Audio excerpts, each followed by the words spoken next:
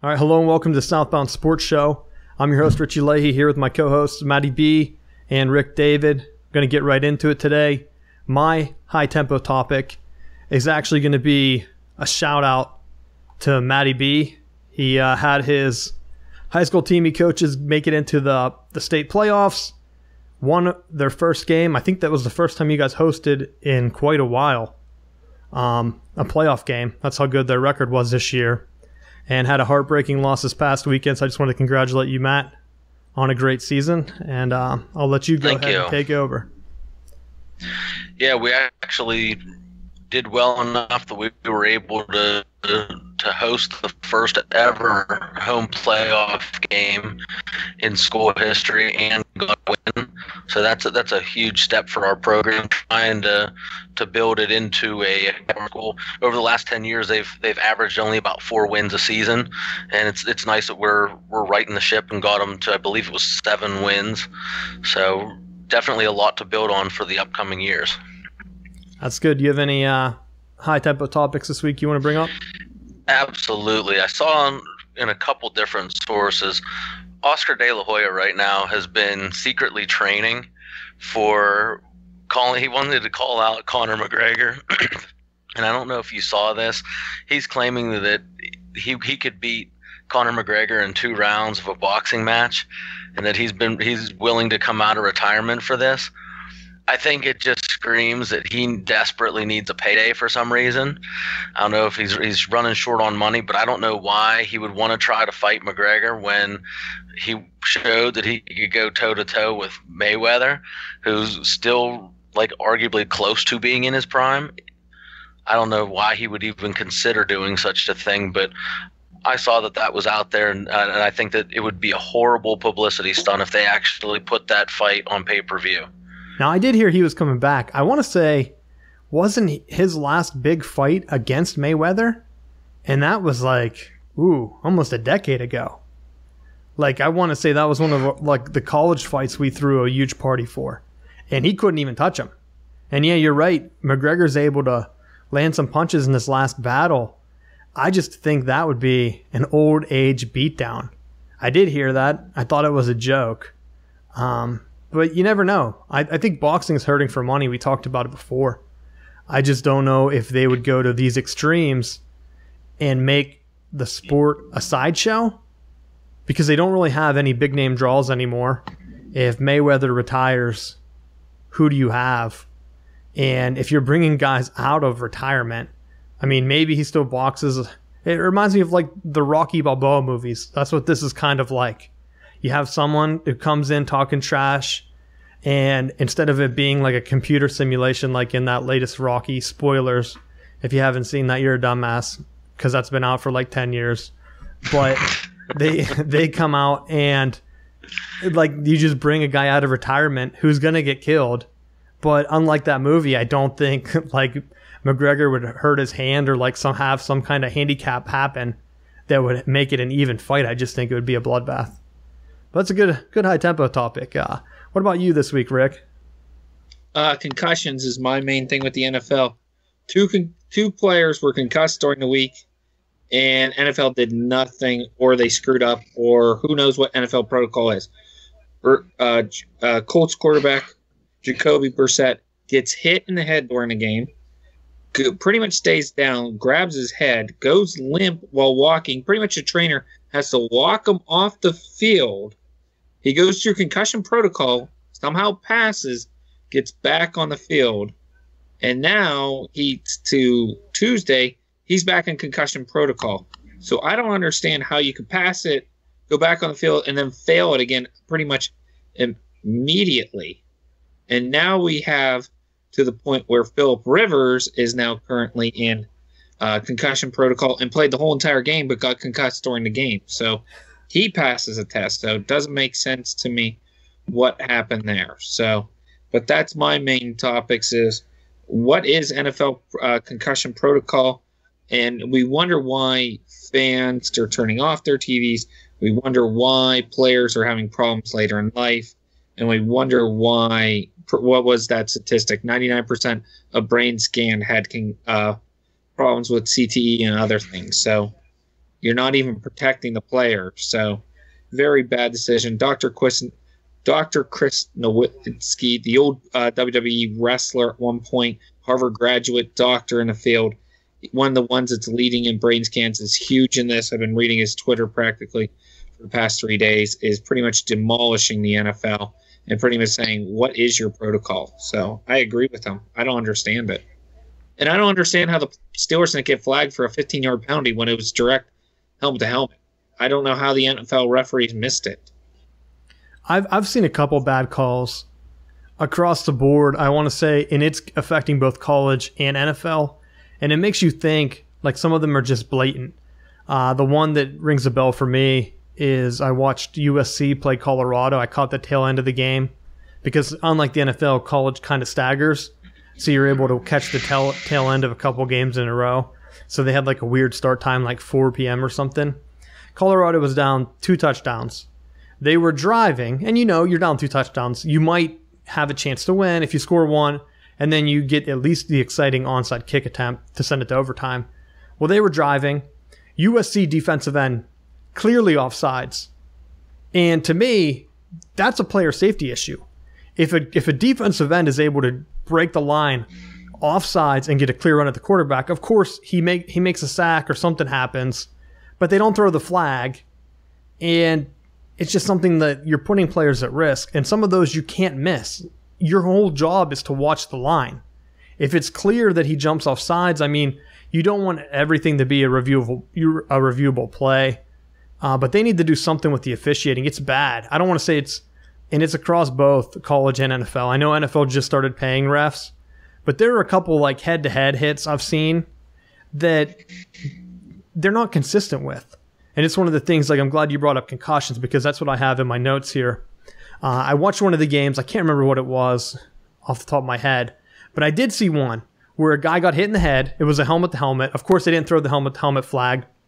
I want to say it was a receiver, and it was definitely the NFL. It was a Sunday game. I forget which ones. I have watched a couple games this weekend.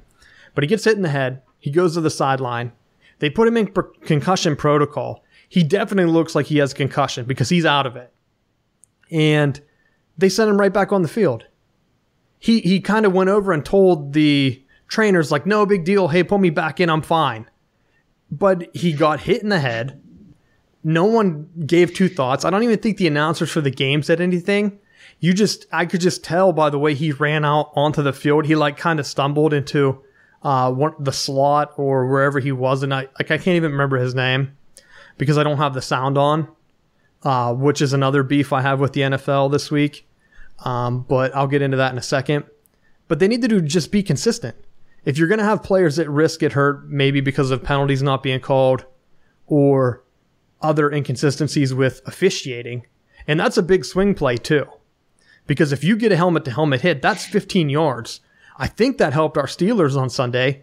They had an extra 15-yard penalty, if I believe, get tacked on. Was it a roughing the passer? Was that the Steelers roughing game? The passer on Ben. And it was a questionable call from my perspective that I saw. I was surprised they threw the flag just because they usually never do for him because he can take the hits. He's a big quarterback. He's always had that against him. And you get that big penalty to keep the drive alive, and it helped them win. So, I don't know, Matt, do you have anything you want to add on concussions before I get into the Thursday night thing? Well, I think as far as the concussions, I think one of the things that hurts is when you get officials not being able to have the penalties adjusted on the field. Like if you catch a referee where they're busy watching the play instead of watching the area that they're supposed to be watching, it opens the area up for the possibility of the helmet-to-helmet contacts that you're not going to get those penalties.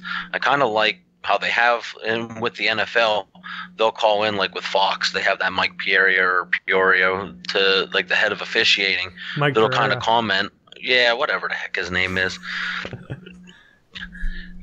He comments on what calls should be or shouldn't be. I like taking that emotional element out to a certain extent. If you're going to put more of a focus on player safety, have it where there can be someone outside of the stadium there to help with some of those special calls, especially if you're looking at helmet-to-helmet hits and things like that. You probably want that to be from someone with a lot more power within the ranks, as opposed to in the heat of the moment having to deal with making that call on the field. Yeah, another one, and I brought this up countless times, the straight down. They need to figure out a way to get the straight down the field camera angle. I don't think it was a Steelers game, but it was another game where a coach had to burn one of their challenges because the guy got hit and he lands. You can see the ball clearly land right on like the 29-yard line. I think it was what it was. He was going. He needed the 30 or 31. They spotted on the 31. Like it was a clear 2-yard difference. And then they go to the review and then they overturn it or whatever. But for that, that's kind of just a waste of time. When if they had a guy, even if they have to add one more ref that kind of just watches a monitor and he kind of stands off the field. I mean, if you want the product to be better, a lot of the complaints, I know they talked about some of the protests and stuff is why their ratings have dropped. And they gave some other things like, I think the NFL was throwing out that the hurricane was the reason their ratings dropped. Yeah, because there's not hurricanes every year. It was like a one-time deal. That's why the ratings dropped, sure. But they go ahead and they're saying, well, the product, it's good enough. It's the same as it's always been. It's not. It's sloppy.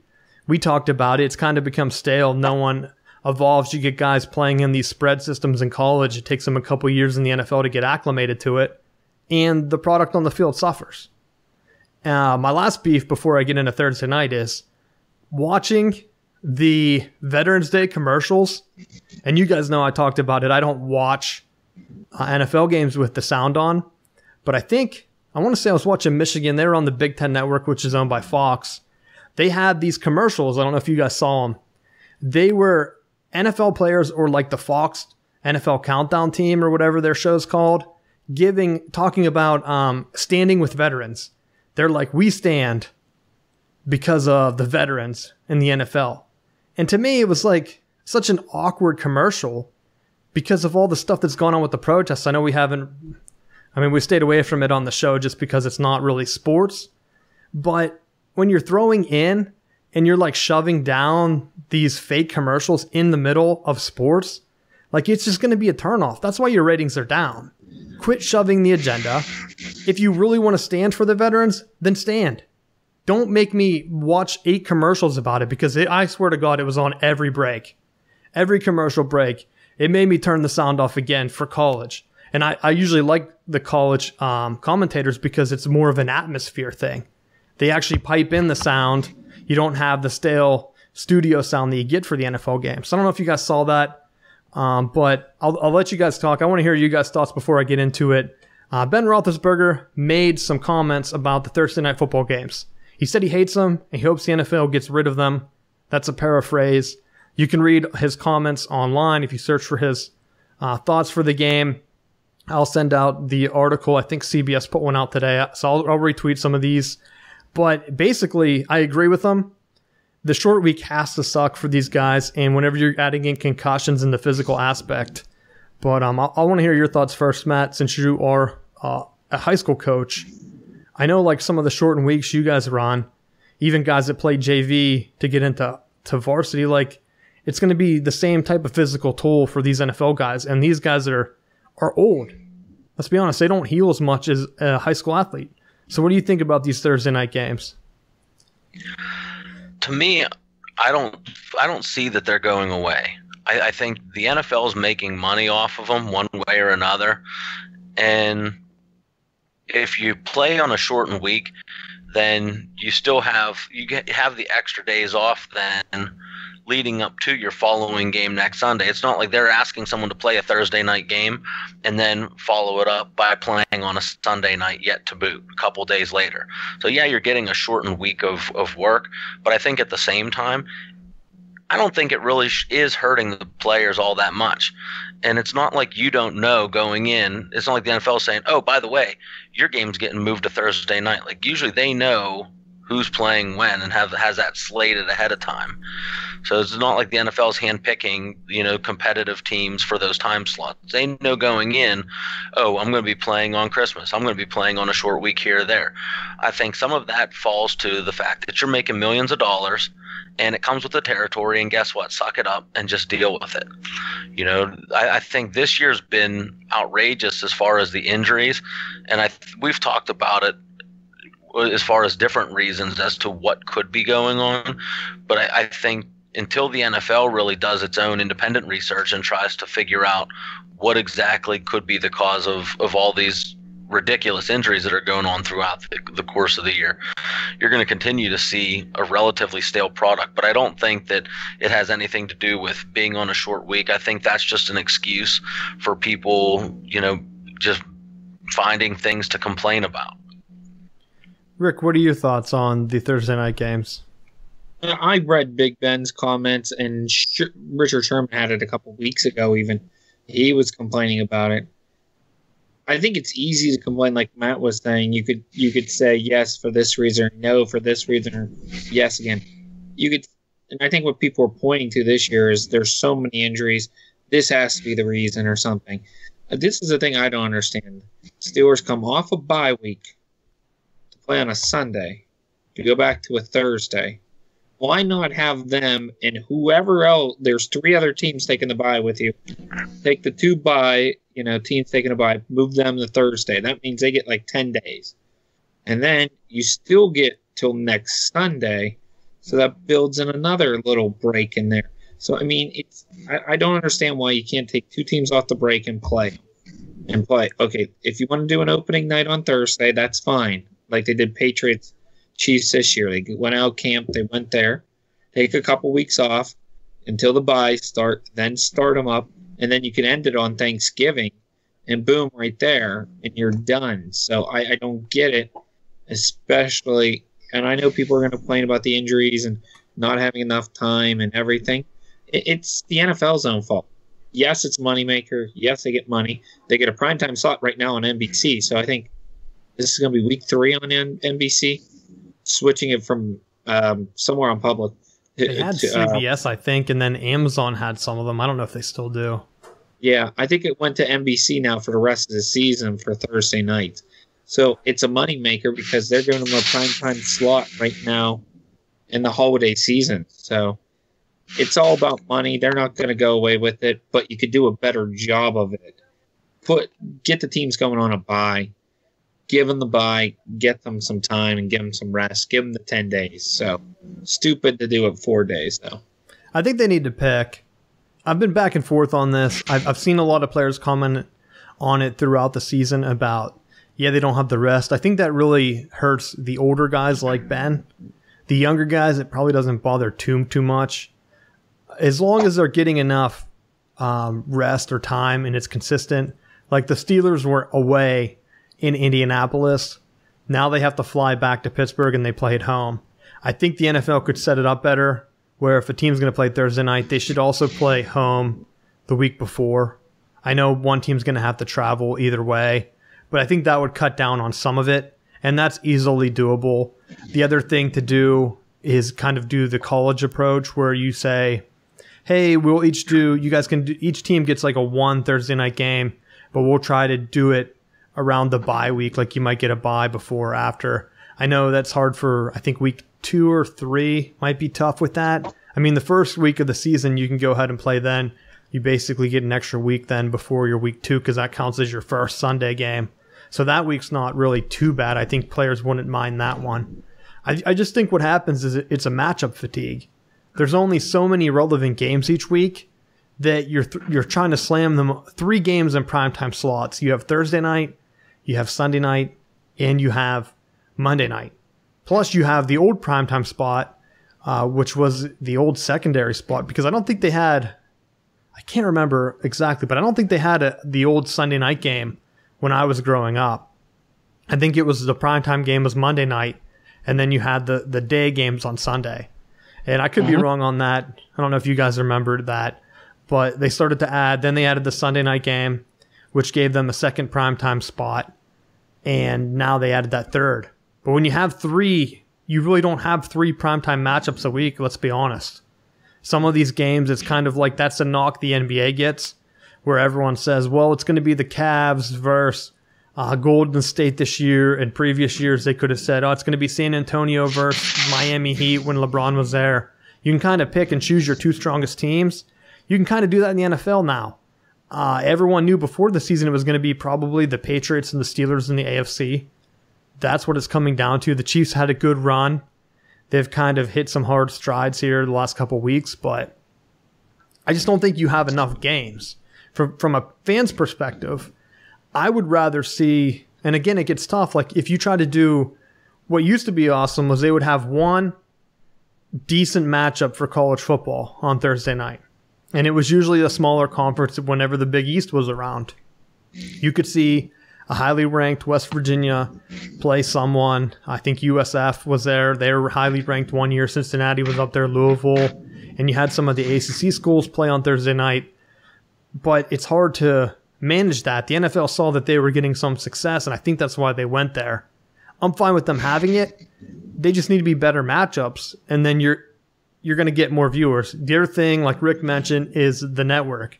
They need to be consistent. People don't know where to watch them.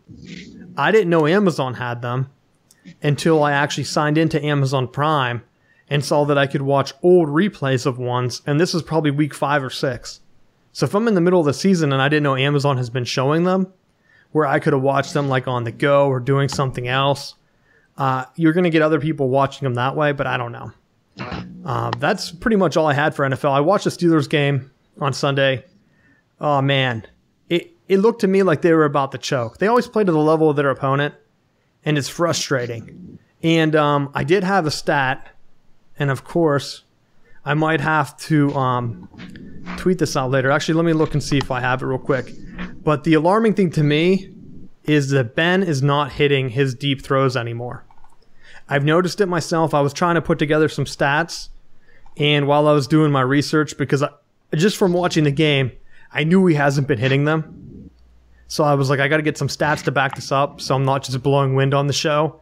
And I found out I'm not the only person that had the idea. It was someone from the NFL Network, one of the shows. What's her name? Aditi? I'm not sure what her name is, but she posted that the Steelers this year, in 2016, Ben completed, and this is passes of over 20 yards. Ben completed about 42% of those, which is a godly number. You would think that's kind of like a 3-point percentage play in the NBA. You probably want around a little bit above like 30%. 33% is good. Some guys can hit those deeper balls, and that's when you get that elite quarterback. That's what I equate it to. A quarterback throwing passes, and this is in the air, of greater than 20 yards is kind of like a 3-point sharpshooter. So when you have a quarterback that can do that, you're going to win. Ben hit 41% last year. This year he has dropped to 26%. That's a huge swing. And it's not like the Steelers don't have the deep threats. It just doesn't look like he has enough on his throws. His arm looks weaker. And then overall his pass yards per attempt then, 12 yards last year, this year 5. And on the deep throws, he threw 5 interceptions this year. Last year in the entire season, he only threw 3. And to me, just watching the games, that's what I noticed. I don't know if you guys watched my last thought before I let you guys go. At that end of the game, they needed the field goal to win, or it was going to overtime, I think. If you noticed, they didn't throw any balls deep.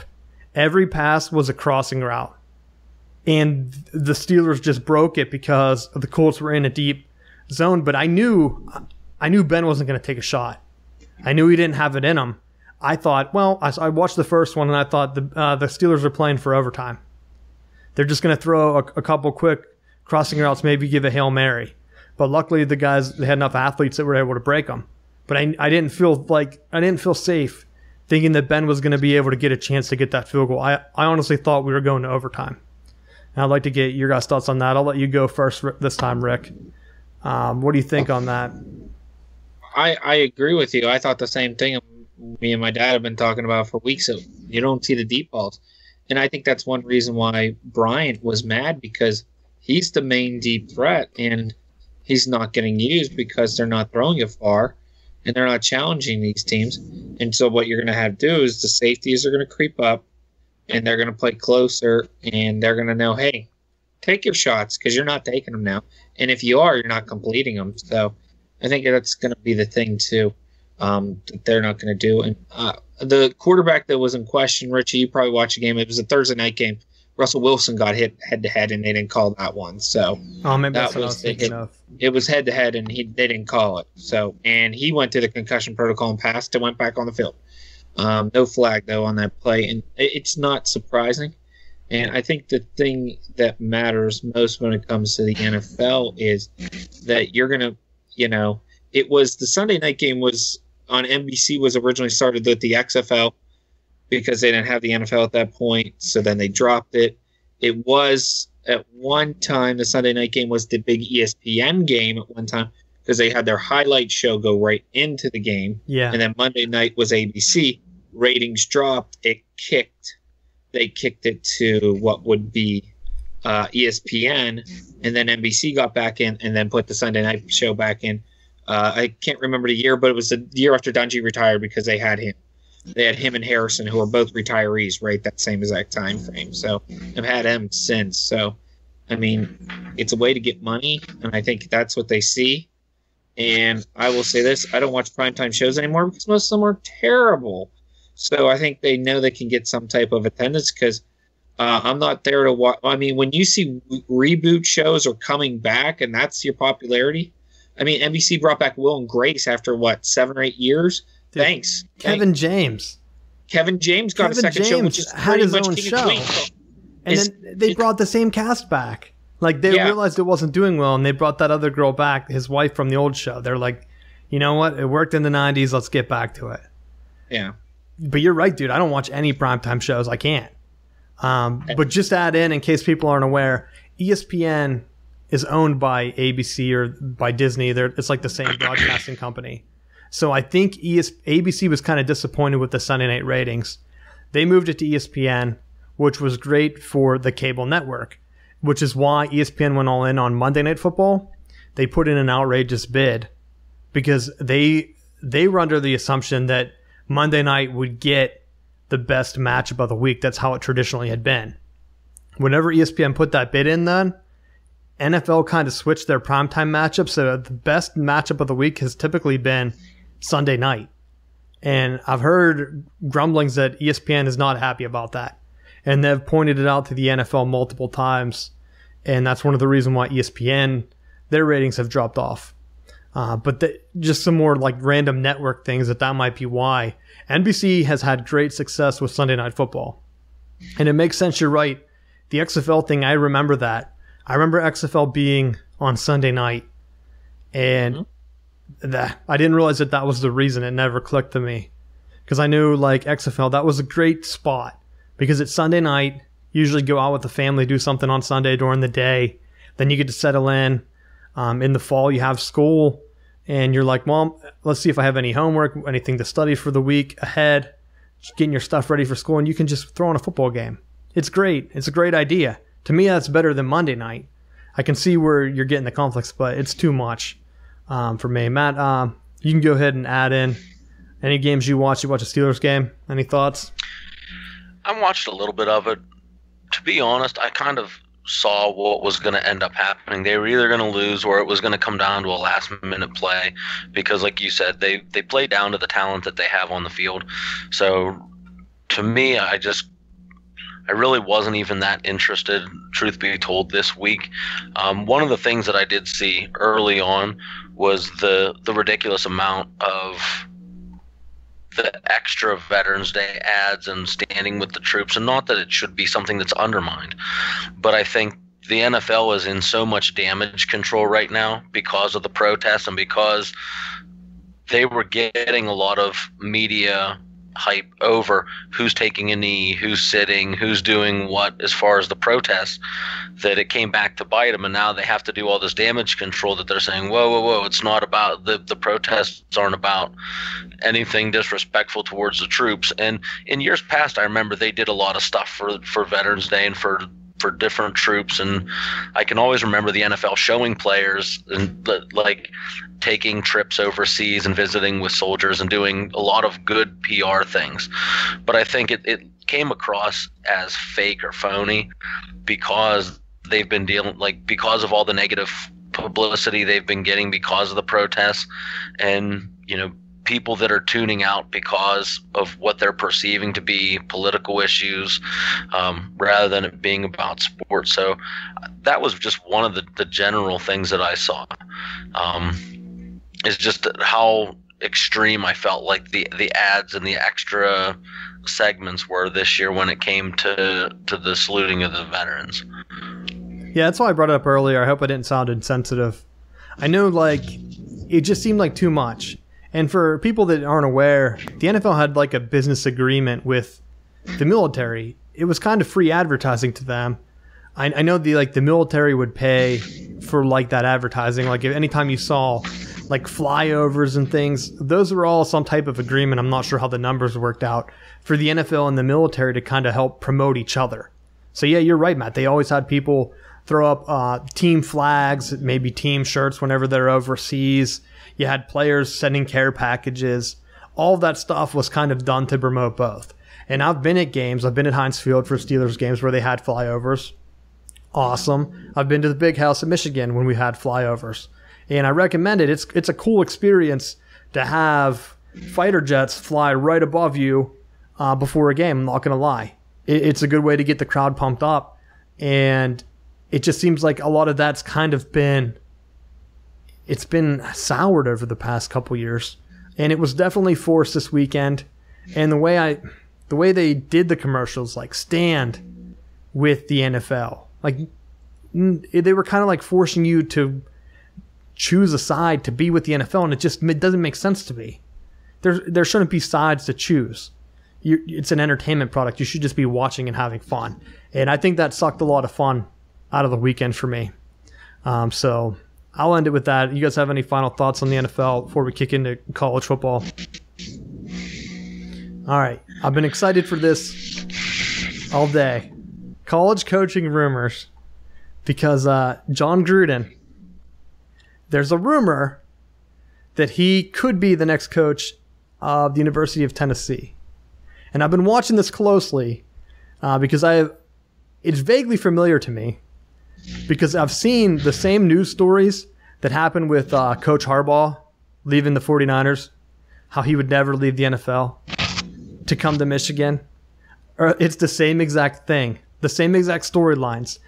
To be honest, I wouldn't be surprised if some of these writers were like, hey, go back to that Harbaugh story and just change the team name and the coach name and republish some of these. I haven't done any search, but it's vaguely familiar. I know word for word, because I was at Michigan that time. I talked about it on the show. I think I did. I know Jeff talked about it on Spaces or Laces. So check out that show. It's another podcast we do. It's in video format too on YouTube. Spaces or Laces, brought to you by Southbound Sports. That's usually comes out on Thursdays, but Jeff has an episode about the Michigan game we went to. We started a Hire Harbaugh chant in the student section of Michigan Stadium. ESPN pushed it out saying that we were chanting Fire Hoke. And I've talked about we would never be negative like that. But we were talking to some students, talking to some boosters there that day. We had good vibes, and that was Minnesota, that there were talks that Harbaugh could come to Michigan. Now, the same thing is happening at Tennessee with Gruden. Gruden went on NFL Countdown, or one of his shows that they do on ESPN, and he said that he would love to get back into coaching. Then he's at Tennessee. I think he has a kid at Tennessee. He was a grad assistant there. He didn't play there, but he didn't graduate there. He went to undergrad at Dayton, I think. But he said he wasn't going to go to the game. The game, the Butch Jones, Butch Davis. Which coach did they have? Butch Jones? I don't even know. That's bad. I know he's already fired. But the game, he wasn't going to be fired. Gruden apparently said he's not going to go to the game, but he went to the game. There's confirmation that Gruden was at the game. He sat on the 30-yard line at that game, Butch's last game, and there were some talks where I guess the Tennessee AD apologized for how the coaching search was handled last time, and he wanted to get to talk to business.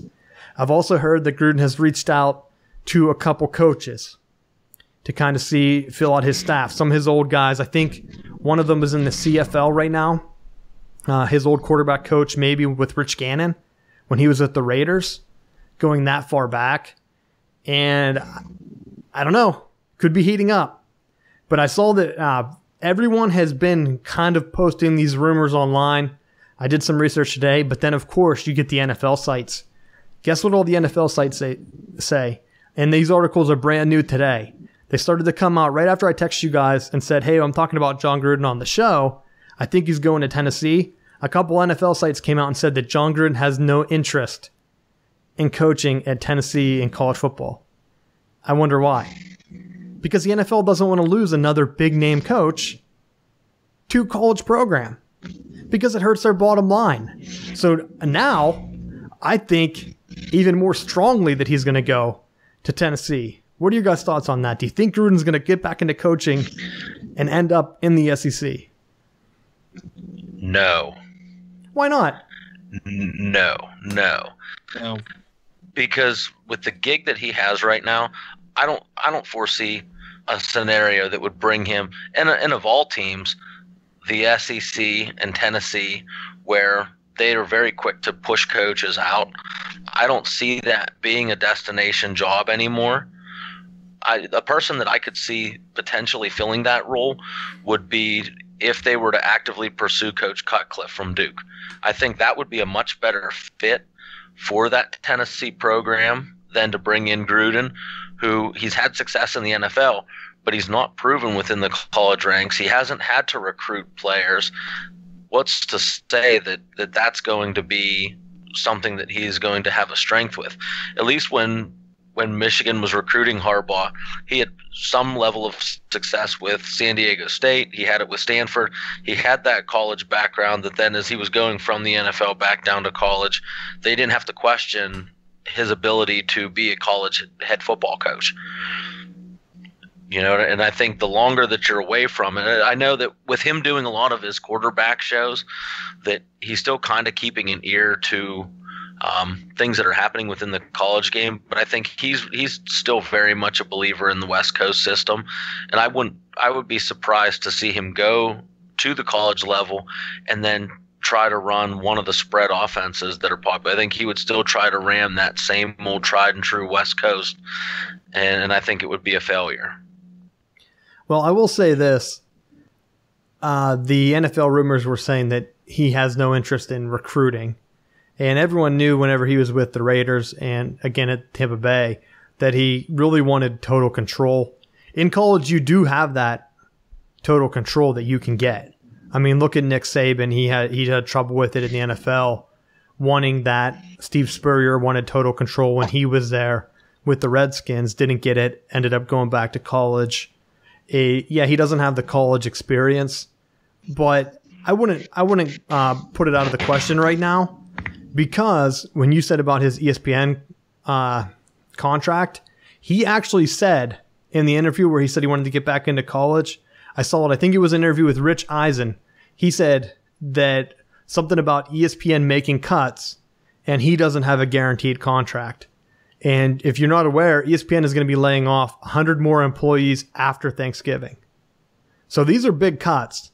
And if he's really concerned about making that money, how do you know they're not going to cut him, try to restructure his contract if it's not guaranteed? Anything could happen. So I wouldn't say that that should be the only reason he doesn't jump. I just think that some NFL team is probably pushing out the rumors that he's not interested because he'll get an NFL offer at the end of the year. And we'll find out if he really wants to coach or not, because he'll have opportunities in both. He'll have some at the college level and he'll have some at the college level, I guess, if he wants some, NFL, college. Another person coming back, and this directs right at Florida State in Florida, Chip Kelly. Could you imagine a Chip Kelly offense with that Randy Shannon defense that Florida has? Because the defense isn't the problem at Florida. That's not the problem. If you add Chip Kelly's offense, you know he likes to focus on the offense. And I'm not saying he's going to keep Randy Shannon. Everyone everyone knows Randy Shannon. He was a coach at Miami, so he has the in-grounds to recruiting and everything. Chip Kelly obviously hates recruiting. I know that was one of the things you brought up with Gruden. Chip Kelly hated recruiting so much that he paid recruiters to push recruits to Oregon. I mean, that's why he had the show clause with the NCAA. He was paying for tips for these high school recruiters to push people to go to Oregon because he hated recruiting that much. So what are your thoughts on that, Matt? You think he'll go to Florida? You think that's going to be a done deal? I think it is a done deal. I saw today that the one major hurdle that they had to clear through the SEC was to have the commissioner sign off that they would be okay with Florida signing him or hiring him, and the commissioner didn't put any barriers or stipulations into place that they weren't going to block him if they were going to actively pursue him. So I think that it's going to be green lights all around. I think it's just going to be how does the NCAA rule as far as that show cause and the 18 months or whatever that he had to stay away from the college, or to be out. If that affects his ability to start right away at Florida, or if they factor in from the time that he left Oregon to go to the NFL, if that clock started then. Yeah, and honestly, if it's an NCAA thing, I think they should do what Michigan did. If you remember when Harbaugh came back into college, he had all those hijinks that everyone was saying that's like out of the NCAA rules or whatever. He actually had the NCAA send someone to go and follow him around to these camps to make sure that there was no inappropriate conduct, so that he could say, hey, look, NCAA, you can't come back. We have an NCAA guy right here at all times. And there were times when he stepped in. I think when he was at Florida, what's the big academy down there? That's IMG. He was at IMG. He was talking to some parents and they wanted him to sign some autographs, and the NCAA rep made him leave. They're like, no, you can't sign any autographs. And that was just like a weird thing that a lot of people had complaints with the NCAA online. I saw a lot of messages from parents saying like, what kind of rule is this? But it was a smart move. You have the NCAA guy there. That way they don't come back later and try to take a scholarship or two. And Florida could do the same thing here. The big thing is going to be recruiting for both these guys. That's if both of them end up where they're going to be. I did see the SEC approved, or they step back, but he basically, they signed off on it. I think they were vetting him with the NCAA.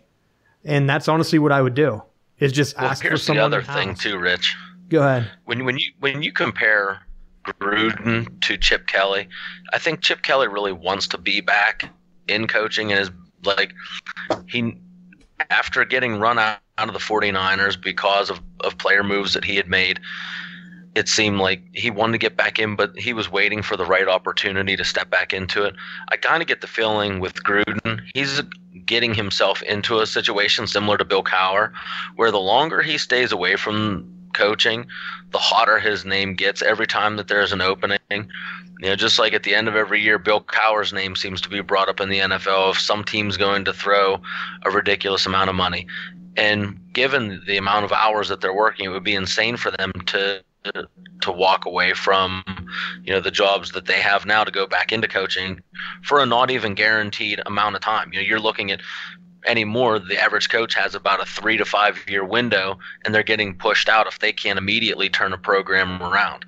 So for someone like Chip Kelly, that all he does is eat, sleep, and breathe football, he can live at a place like Florida and potentially work to turn that around without necessarily having the issues with recruiting, because a lot of that talent is already there in Florida. So as far as him hating recruiting, the recruits are there. It's just a matter of getting them to sign. I was honestly surprised that Texas didn't make more of a run at him. I think they had the troubles before with player complacency, and whenever Mac Brown left the program kind of in shambles, and they kind of had Charlie Strong bring that back up to like a hard-working environment. I think maybe they were kind of worried that it would be sabotaged under Chip Kelly. But you're right, Florida is a perfect fit for him. If he doesn't like recruiting, the only place that would be easier would probably be Miami itself. and it doesn't look like that job's going to be open. If he didn't make that jump last year, he's not going to get it. The last one I wanted to mention is we talked about Nebraska. They played Penn State this week. It's basically Mike Riley's last chance. Nebraska has already reached out to UCF, and it caused quite a meltdown today. If you guys want to listen to some funny things, try to find, look for some Orlando UCF type radio shows, because they were in full meltdown mode today whenever they found out that Nebraska had contacted UCF and they said that they're interested in hiring Scott Frost, who's a former quarterback for Nebraska, as their head coach at the end of the year. And the AD was called out on it and said that if they're going to do this, why don't they just fire Scott Frost? And he said he deserves to finish out the season. That's just not something we do here, which I agree with. I mean, you're paid to do a job. I brought up Gary Anderson left in the middle of the year. That's awful for the students. And like Butch Jones, you just get fired in the middle of the year. It's uncomfortable for the students. So I don't know. Rick, I'll let you jump in here. What do you think on these coaching moves? I think the Scott Frost one's a done deal. I don't see how it's not. I think he's going to get big money because of what he's doing down there. I just think it's a done deal that he's going to Nebraska. I agree with Chip Kelly. I think that one's a done deal. I think he's going there. I do not see John Gruden going to Tennessee. Not big enough. They're not going to pay him well. I mean, I forget. I think he's making 2.1 at ESPN right now. It's something insane what he's getting paid. But what I'm reading about ESPN is it's going to be baseball, college football, and there's a fourth sport in there. I can't remember. But it's 4 sports together. Those are looking like 100 employees that are going to get axed. So if you axe Gruden, so there you lose your Sunday night guy. So who are you going to put in there? I guess Randy Moss to try to talk. Matt Hasselbeck to bore me to death. No, they got Charles Woodson. You know, he's like Charles Desmond Woodson, Howard. man. You just Charles Woodson's like motor mount. He like flies through every word. You just need a Michigan man on the show, Rick, and then it will all work itself out. Okay, that's Gag me. Yeah. Actually, from what I saw, sorry to interrupt you, but you go ahead. ESPN, I've read that Gruden makes $6 million a year. Oh, it's 6. Okay. I've also seen that Tennessee is ready to make him the highest paid coach with incentives of up to $10 million. Now, that might not be the highest paid, depending on what. Nick Saban has a weird deal, though. Nick Saban was at 9, and then someone bought a house for him. Because when Harbaugh signed his deal, they never restructured Saban's deal because Harbaugh's was like the highest or close to being higher than his. Something went weird where they bought a house for him in his name. Look it up. It's something weird that pushes the value of his contract as the highest paid coach. I'm pretty sure that's what it is. And then Dabo, of course, when he won the national championship, I think they had theirs backloaded where he might be close to being the highest paid coach now.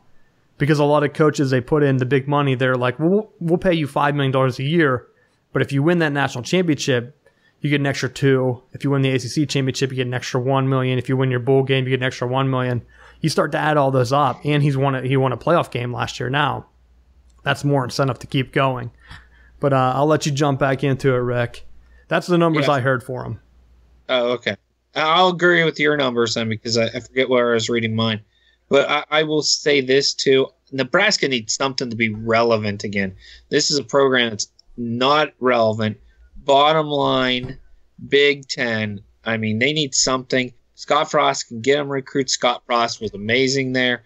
He was it was a quarterback that led him to many, many wins there. I think it brings this program back to prominence.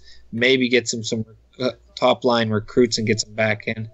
I mean, they need whatever they can get because they have nothing right now. I mean, Frank Solich years aren't coming back. I mean, I keep referencing that because Frank Solich was born and raised about 5 blocks from where I live. So, but those years, they need something, and I think that's going to be it. But I will say this for college.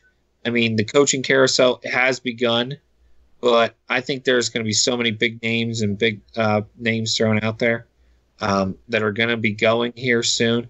But I could see a lot more coaches being left go here in the next week time frame because we're going to see who's bowl eligible, who's not, and who's going to a half-decent bowl. I mean, right now, looking at a lot of teams, there aren't many undefeateds left. Wisconsin is, Miami is, Alabama is, but I think I think it's it right now.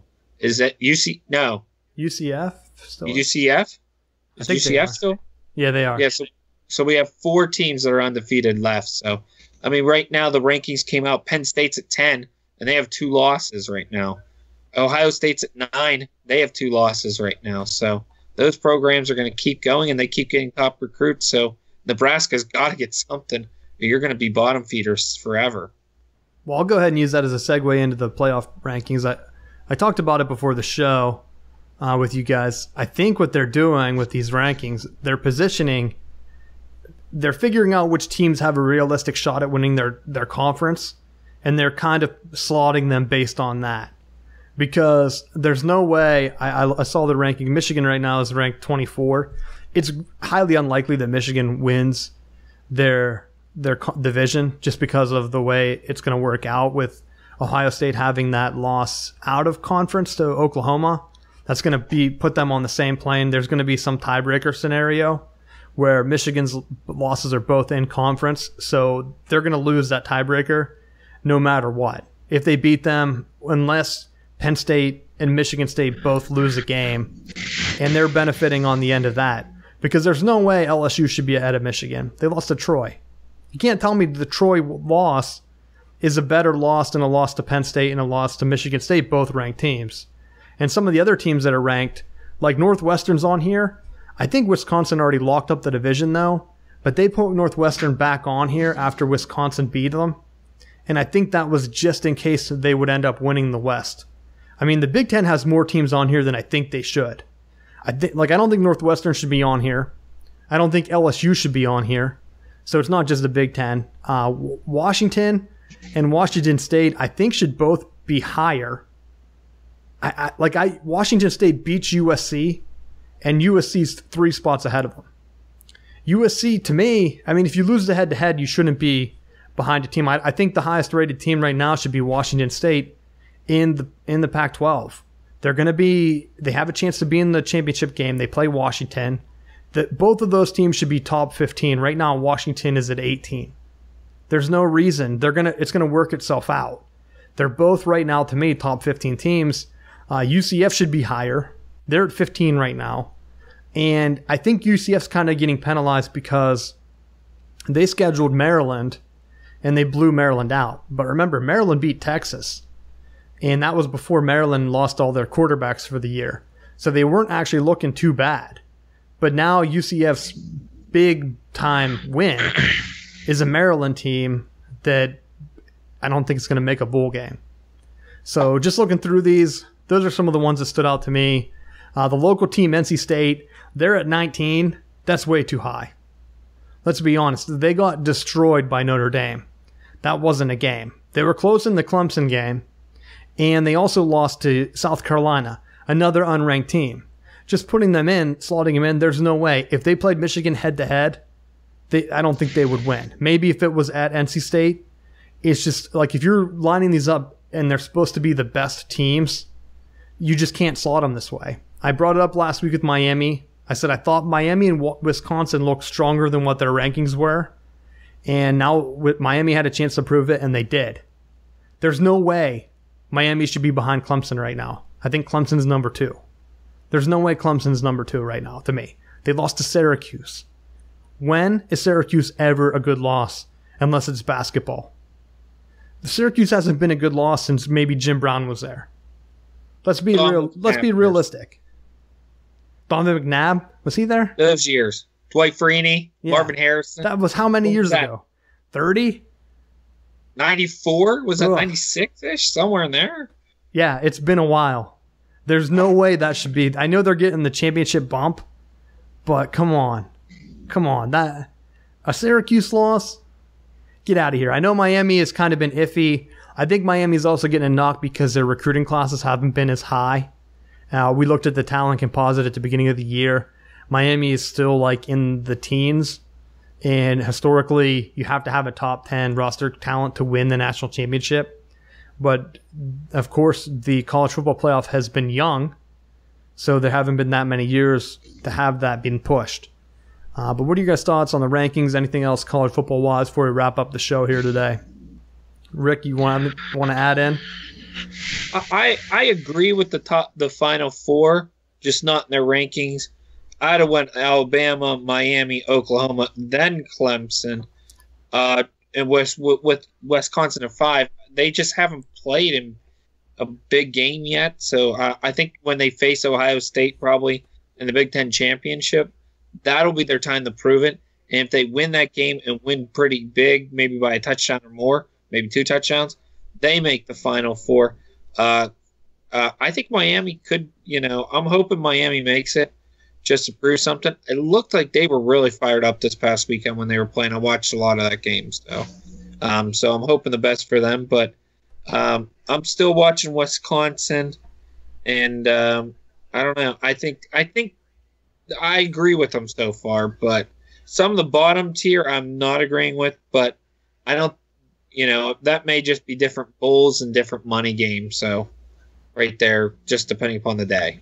Yeah, another one I'm looking at, I didn't realize Mississippi State is still 16th. There's no way Mississippi State is the 16th best team in the country. Again, I would take them, I don't even think they would. That's one where you're looking at it compared to 3-loss teams. I think NC State beats them. I think Stanford beats them. To have them ahead of other comparative teams, it just doesn't make sense because they've had some bad losses. Their best loss is that close loss they just had with Alabama.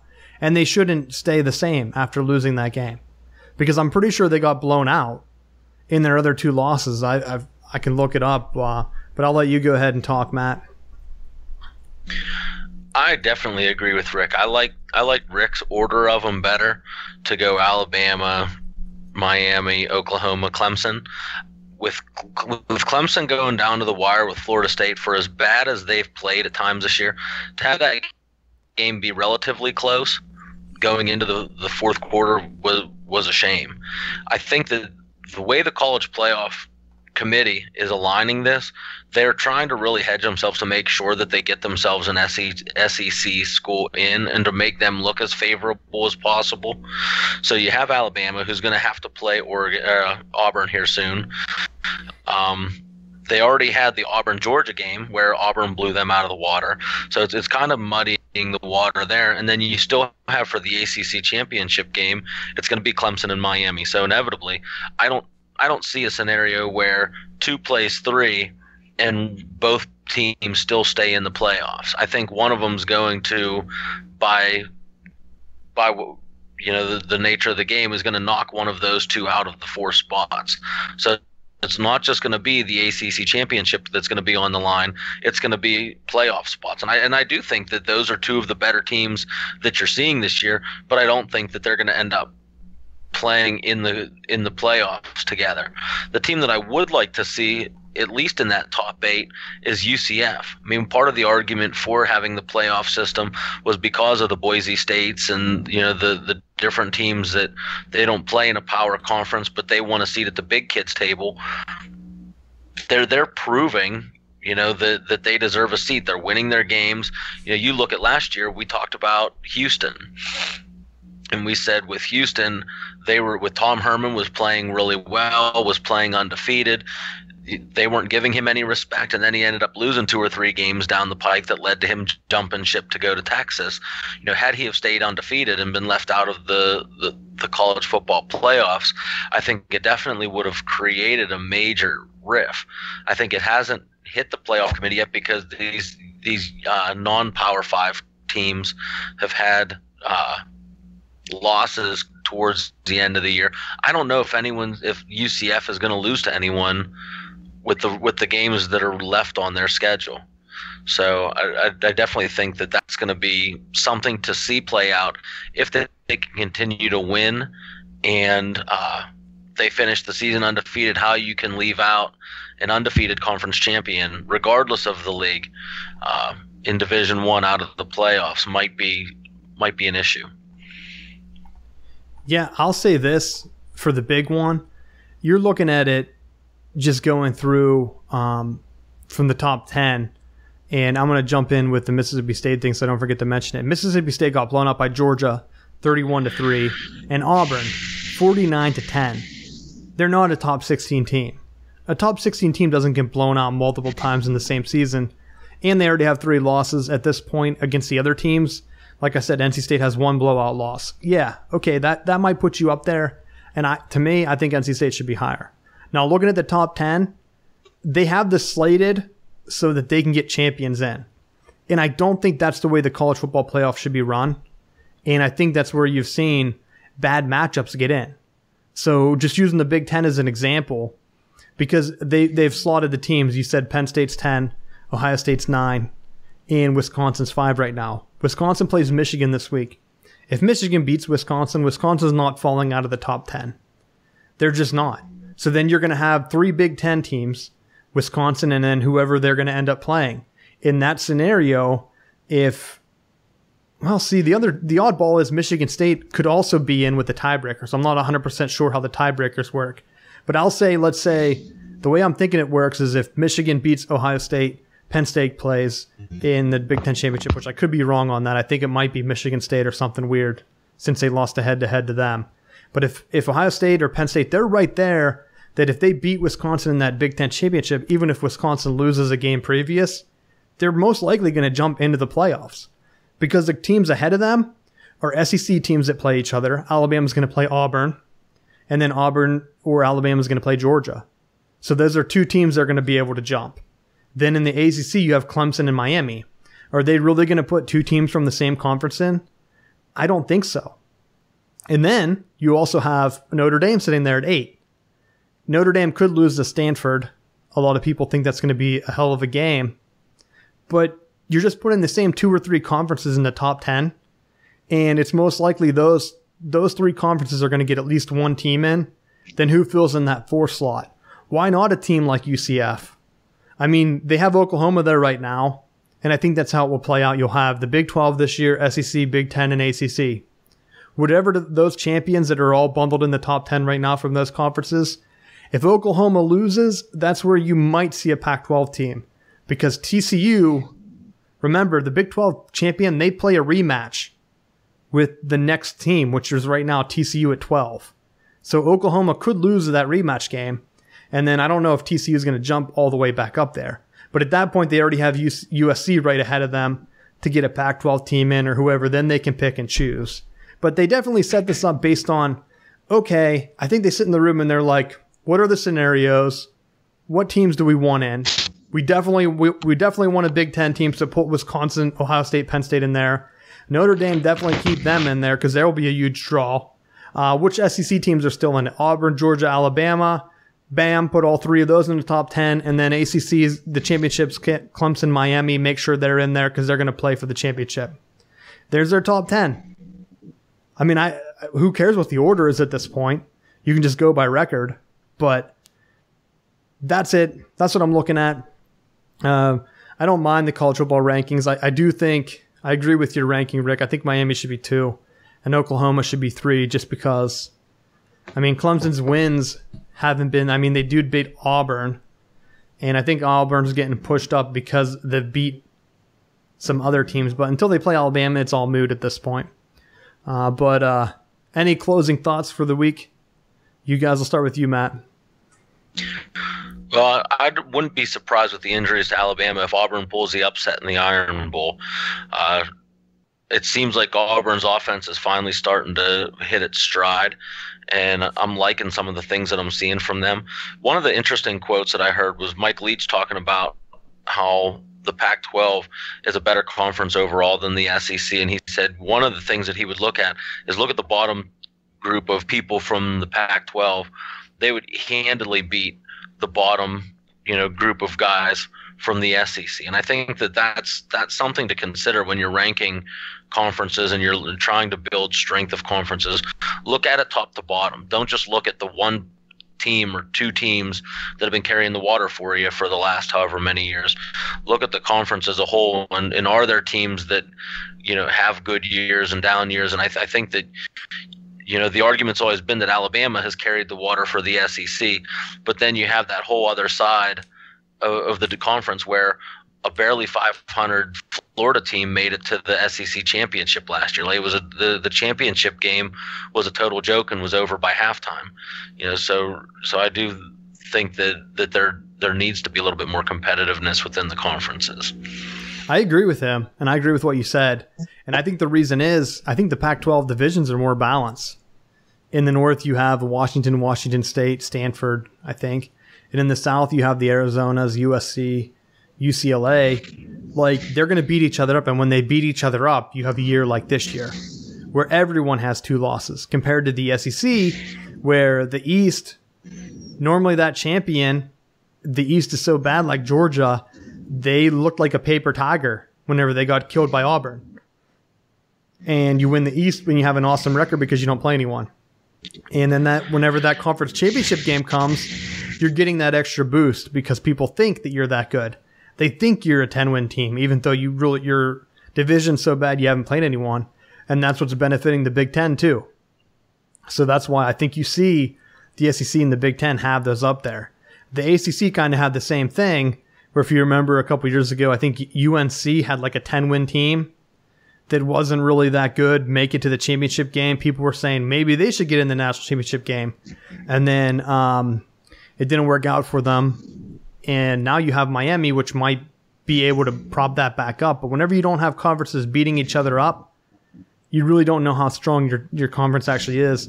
Unless they would start to do like they do in basketball. And I would love to see this, conference challenges at the beginning of each year, where they just stack up all 12 teams or all 14 teams and say Big Ten SEC Challenge. You guys each get one based off last year's rankings. That's your second week, your third week. And then that way you'll know, okay, they went 5-5 against each other or whatever, 500. And then, okay, here's which other conference. The only thing that's what would happen there is you would get conferences left out. And that was actually slated to happen. The Pac-12 and the Big Ten were going to do that. But they had pressure to go to 9 conference game schedules, and then that kind of eliminated that. But I would love to see it. 9 conference games and then a challenge against another conference, second or third week of the season. Then you schedule 2 patsies. I think that would make for a much more exciting college football season. And then you'd be able to stack up some of these conferences going head to head. So if you're picking like, okay, Big 12 versus Pac-12, well, how did they do in the challenge against each other? They played this year. And then you're able to say, okay, yeah, the Pac-12 won 8 out of the 10 games or something like that. Their champion deserves to be in.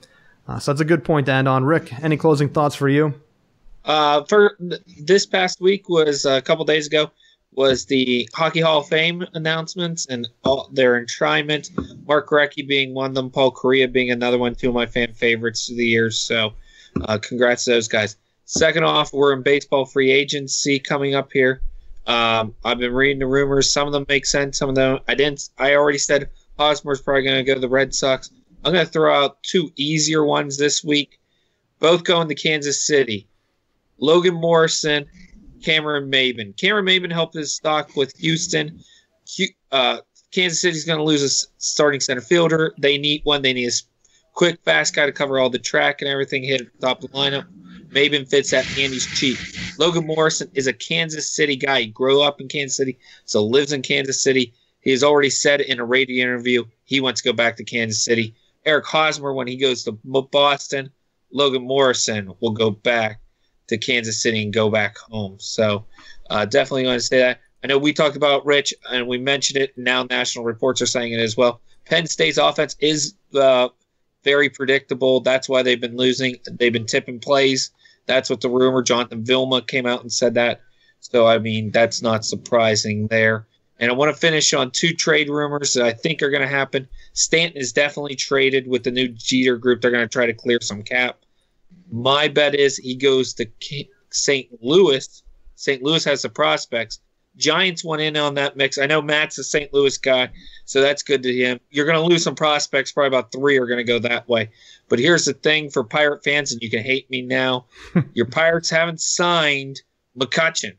So you only got him for this year.